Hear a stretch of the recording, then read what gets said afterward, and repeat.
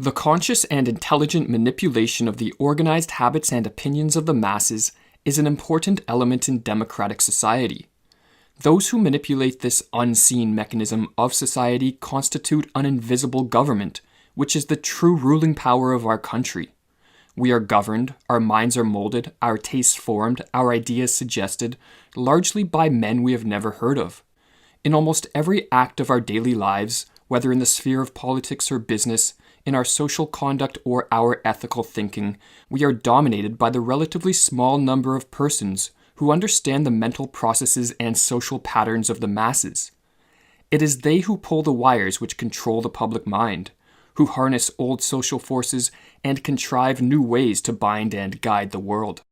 This passage was written by Edward Bernays, the nephew of Sigmund Freud and a pioneering mind behind advertising, modern propaganda, and the field of public relations. Bernays' influence was enormous. Relying heavily on the insights of his uncle, he developed highly successful manipulation techniques which are still used today, not only by companies to sell consumer products, but also by the powers that be to, in the words of Bernays, control and regiment the masses. In this video, we'll explore some of Bernays' most intriguing ideas, paying particular attention to his insights on how group psychology can be used to control and manipulate the masses. In his classic work, Group Psychology and the Analysis of the Ego, Sigmund Freud described group psychology as being concerned with the individual man as a member of a race, of a nation, of a caste, of a profession, of an institution, or as a component part of a crowd of people who have been organized into a group at some particular time for some definite purpose. In other words, group psychology attempts to understand how an individual's behavior, thoughts, and emotions change when becoming a part of a group. The tendency of human beings to form groups was selected for in our evolutionary past due to the survival benefits it offered. Ancient humans who organized into tribes were more likely to survive and reproduce in the harsh environments in which they lived. However, with the help of modern technologies, humans today have transformed the environment in a manner which renders the survival value of tribal organization obsolete.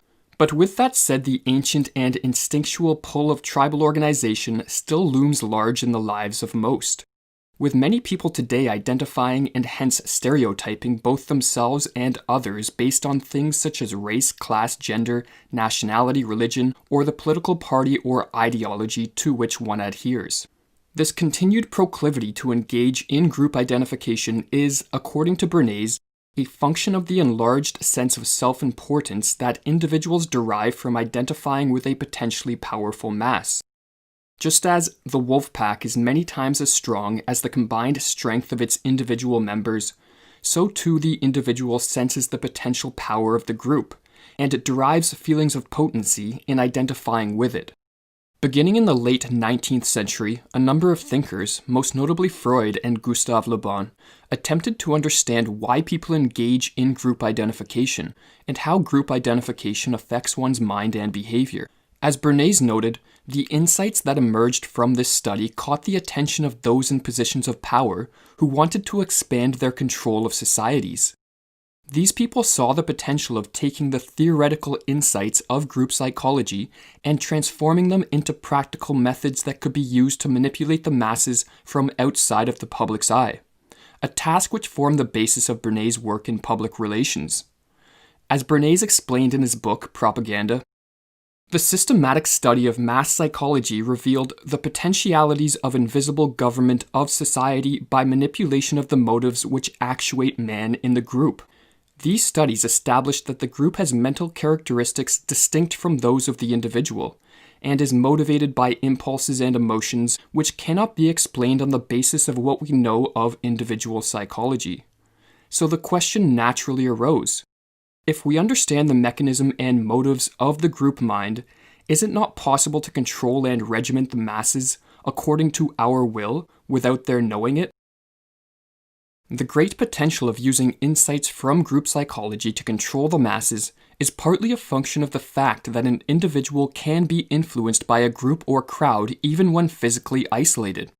As Bernays pointed out in his book, Crystallizing Public Opinion, a crowd does not mean merely a physical aggregation of a number of persons. The crowd is rather a state of mind. So long as one engages in group identification, their mind and behavior will be changed by the enduring influence of group psychology, even with no other members of the group physically present. To understand how the tendency of human beings to engage in group identification renders the masses manipulable, we must turn to one of Freud's ideas which heavily influenced the manipulation techniques developed by Bernays. In his book Propaganda, published in 1928, Bernays explained, "It is chiefly the psychologists of the school of Freud who have pointed out that many of man's thoughts and actions are compensatory substitutes for desires which he has been obliged to suppress. A thing may be desired not for its intrinsic worth or usefulness, but because he has unconsciously come to see in it a symbol of something else, the desire for which he is ashamed to admit to himself. A man buying a car may think he wants it for purposes of locomotion. He may really want it because it is a symbol of social position, an evidence of his success in business, or a means of pleasing his wife. What Freud suggested is that often there is a divorce between one's conscious thoughts and feelings and desires which do not fit with one's self-image and which are therefore suppressed. This fact, Bernays recognized, renders human beings manipulable. For what it implies is that if one can design propaganda or psychological operations that bypass the conscious and rational faculties of the individual, targeting instead suppressed emotions and hidden desires, it is possible to move people to adopt beliefs and behaviors without them being aware of the underlying motivations leading them on. As Bernays explained, men are very largely actuated by motives which they conceal from themselves. It is evident that the successful propagandist must understand the true motives, and not be content to accept the reasons which men give for what they do. It is possible, although often difficult, for an individual to become aware of the underlying motives driving their beliefs and actions through honest and critical introspection. However, once one succumbs to the effects of group identification, such critical introspection becomes nearly impossible. A group is extraordinarily credulous and open to influence, wrote Freud. It has no critical faculty. In identifying with a group, the individual subordinates self-analysis and a discerning search for the truth in favor of maintaining group interests and cohesion. And with their critical capacities weakened by the influence of group psychology, they become highly susceptible to psychological operations designed to target suppressed or unconscious desires and emotions.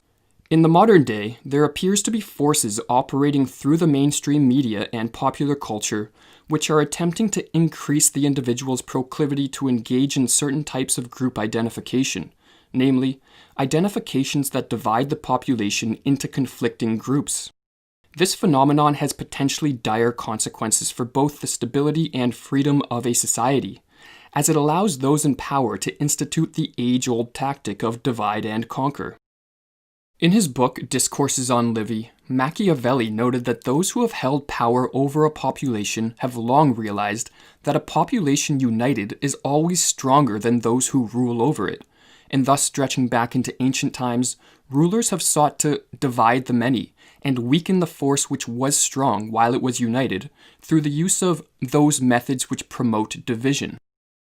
By dividing a population along lines such as race, class, religion, gender, or political preference, or in other words, into groups naturally prone to clash, the effects of group psychology render rational discourse and debate between individuals in these separate groups extremely unlikely.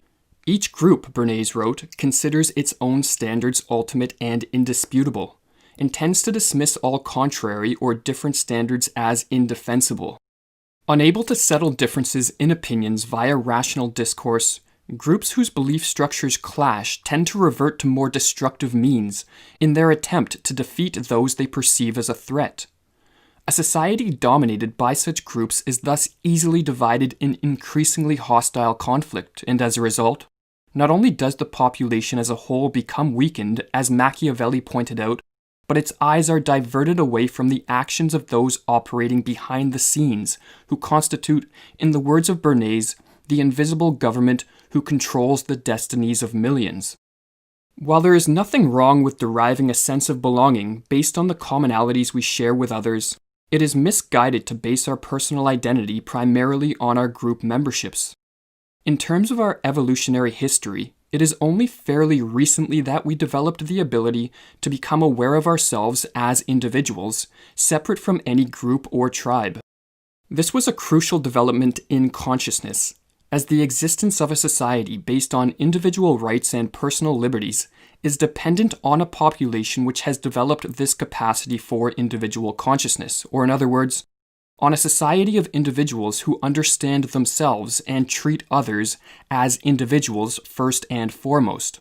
As Erich Neumann pointed out in his classic work, The Origins and History of Consciousness, prior to the development of this capacity for individual consciousness, the group and group consciousness were dominant. The individual was not an autonomous, individualized entity with a knowledge, morality, volition, and activity of its own. It functioned solely as a part of the group, and the group, with its superordinate power, was the only real subject. Seen in this light, the proclivity of individuals today to engage in group identification is not only a danger to the freedom and stability of a society, but it is also a regression of consciousness back to a more primitive psychological state, and therefore, from the standpoint of modernity, a pathological tendency that needs to be overcome. Or as Sigmund Freud put it, each individual has a share in numerous group minds, those of his race, of his class, of his creed, of his nationality, etc. And he can also raise himself above them, to the extent of having a scrap of independence and originality.